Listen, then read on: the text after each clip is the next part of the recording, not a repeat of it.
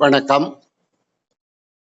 2027 2028 ஆகிய வருடங்களில் தரமைந்து புலமைப்பரிசில் பரீட்சை செய்ய உள்ள மாணவ செல்வங்களுக்காக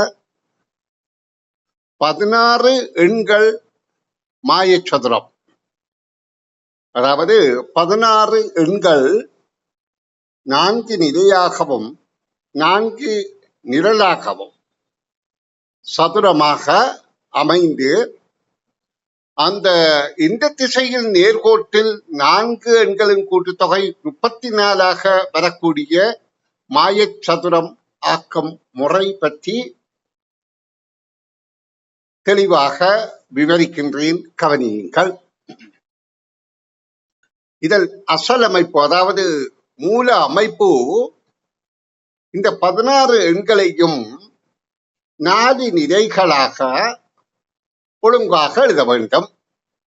உதாரணத்துக்கு இங்க பாருங்க, முதல்ல 1 2 3 4 5 6 7 8 9 10 11 12 13 14 15 16 இந்த மாதிரியாக எழுதினது. அதாவது 1லிருந்து 16 வரையிலான இலக்கங்களை எழுதி அதனை ஏதோ ஒரு நிபந்தனைக்கு மாற்றி அமைத்த மாயச்சதுரம் எதிரே இருக்கின்றது.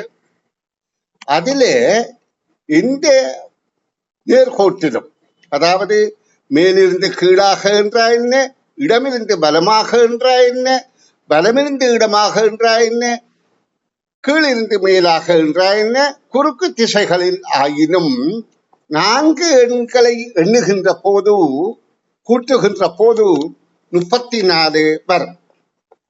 இதற்கான செய்முறை விளக்கம் தருகின்றேன்.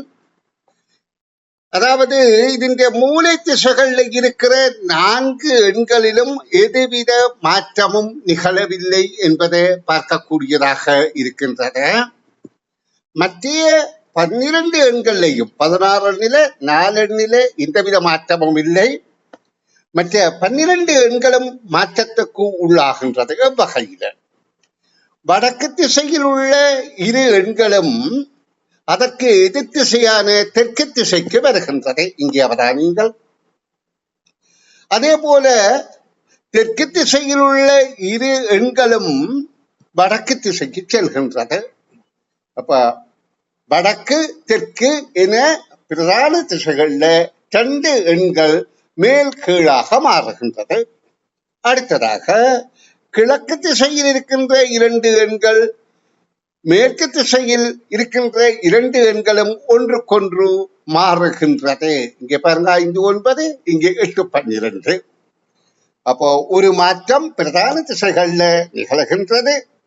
அடுத்த மாற்றம் உள்ளுக்கு இருக்கிற 4 கட்டங்கள்லையும் உபதிசைகளில் மாற்றம் நிகழ்கின்றது. 10 மேலே போகின்றது, 7 கீழே வருகின்றது, 6 அதற்கு எதிர் திசை, 11 அதற்கு எதிர் திசை இங்கே பார்க்கக்கூடியதாக இருக்கின்றது. இந்த வகையாக உருவாக்கப்பட்ட சட்டகத்துல எந்த திசையில கூட்டினாலும், அதாவது 2 14க்கு வருகின்றது என்று காட்டப்பட்டிருக்கிறது. அதாவது இங்கே 2 இங்கே இருந்தது, இங்க 14க்கு வந்திருக்கு.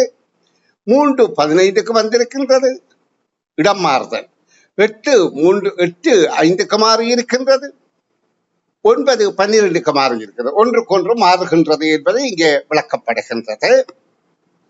இந்த வகையில மாற்றிய பிறகு எந்த திசையில கூட்டினாலும் கூட்டுத்தொகை 34 இருக்கின்றது. எந்த திசையாக இருந்தால், மேலிருந்து கீழாக, கீழிருந்து மேலாக, இடமிருந்து பலமாக, பலமிருந்து இடமாக, எவ்வாறும் மூலை திசைகளிலும் 34 வருகின்றது. இந்த மாதிரி கூட்டினாலும் 34, இந்த மாதிரி கூட்டினாலும் 34.